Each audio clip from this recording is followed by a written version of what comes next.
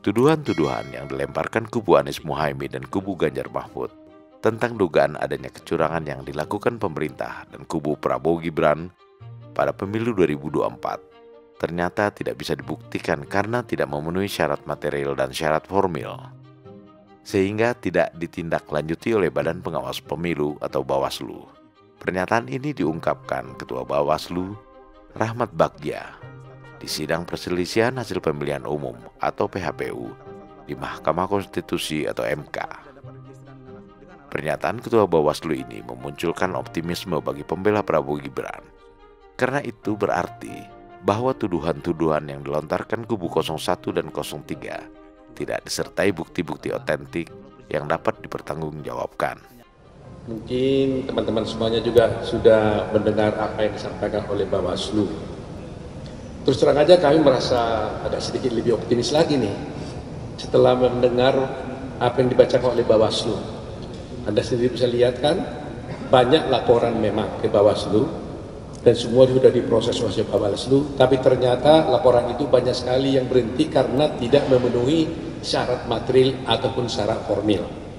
Jadi sehingga seandainya pun rupanya kasus ini memang Mahkamah Konstitusi berwenang, seandainya, kami kan bilang bahwa MK kan tidak berwenang menangani perkara ini, tapi seandainya pun berwenang, ternyata juga tidak bisa dibuktikan karena tidak ada TSM itu tadi. Itu very clear tadi kita lihat ya. Bayangkan ratusan itu yang ribuan malah ya laporan-laporan diproses Bawaslu, tapi ternyata setelah periksa itu terhenti. Ada yang diproses kepada penyidik, ternyata juga tidak terbukti. Jadi apa yang dikatakan bahwa ada kecurangan itu ternyata tidak benar ada. Dan itu jawaban Bawaslu. Dan kami akan pegang terus ini kan. Dan itu documented ya. Itu dokumentasikan, nggak bisa dibantah oleh siapapun.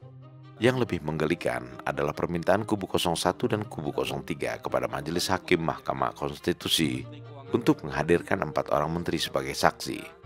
Menurut Otto Hasibuan, seharusnya mereka lah yang menghadirkan saksi sesuai asas universal yang disebut actori incumbit probatio, yang artinya barang siapa mendalilkan sesuatu maka dia harus bisa membuktikan dalilnya, dan barang siapa yang menyangkal sesuatu dia harus membuktikan penyangkalannya, bukan dengan meminta orang lain untuk menghadirkan saksi guna memperkuat dalilnya.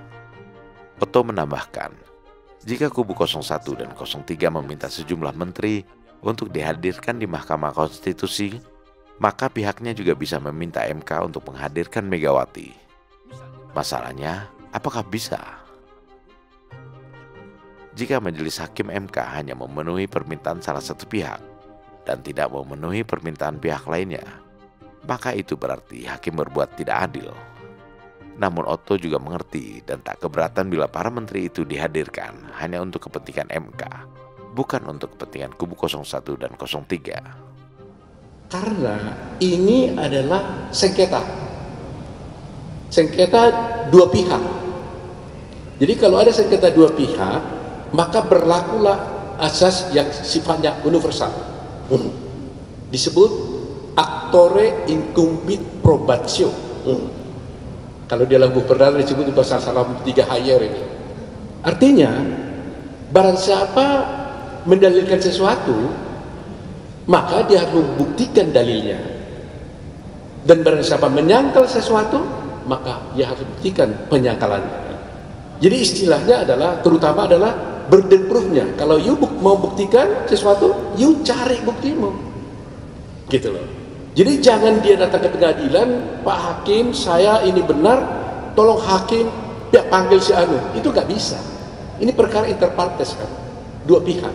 Lain halnya, kalau sengketa ini umpamanya pengujian undang-undang, pengujian norma, mungkin dia bisa minta, tolong minta ini. Itu mungkin karena sifatnya adalah permohonan pengujian undang-undang. Tapi perkara yang namanya sengketa nggak boleh. Coba umpamanya dia minta menteri. Kalau kami nanti minta, tolong Megawati, Ibu Megawati dipanggil, terus gak habis-habis kan? Bagaimana? Kalau mau dikabulkan menteri, kami juga kan bisa minta, tolong Ibu Megawati dipanggil. Mau nggak?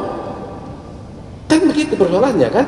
Nah, kalau umpamanya permohonan dia dikabulkan, permohonan saya tidak dikabulkan, hakim kan kami merasa tidak adil dong hakimnya.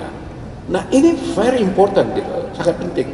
Jadi itu sebabnya saya katakan Tapi tadi hakim sudah tegas menyatakan memang begitu, dia bilang. Tapi kalau mahkamah merasa perlu, dia bilang untuk kepentingan daripada mahkamah boleh memanggil. Tapi kami nggak boleh nanya-nanya, mahkamah aja yang bertanya. Karena itu diperlukan untuk kepentingan dia agar dia bisa menerapkan hukum dengan baik. Tapi bukan untuk kepentingan para pihak yang ingin membuktikan dalilnya. Jadi sekali lagi, kalau you gugat, buktikan dalilmu. Kalau ingin buktikan dalilmu, cari saksimu. Panggil saksimu, bawa sendiri saksimu. Itu kira-kira hukum yang berlaku.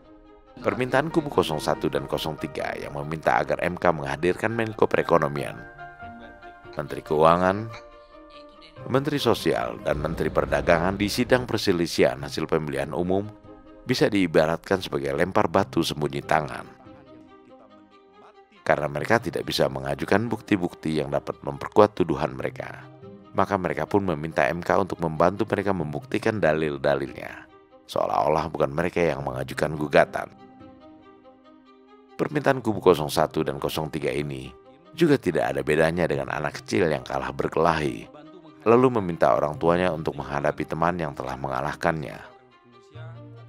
Jika Otto Hasibuan pernah mengatakan bahwa gugatan kubu 01 dan 03 itu merupakan sikap cengeng, maka ada satu kata lagi yang layak diletakkan kepada mereka, yaitu kekanak-kanakan, sehingga mereka pun memperlakukan rakyat Indonesia, khususnya 96 juta lebih rakyat yang telah memilih Prabowo Gibran, sebagai anak-anak yang bisa mereka kelabuhi. Semoga para hakim Mahkamah Konstitusi yang menangani perkara perselisihan hasil pemilu ini bisa berbuat adil dan bijaksana, serta ikut memikirkan nasib rakyat Indonesia secara keseluruhan.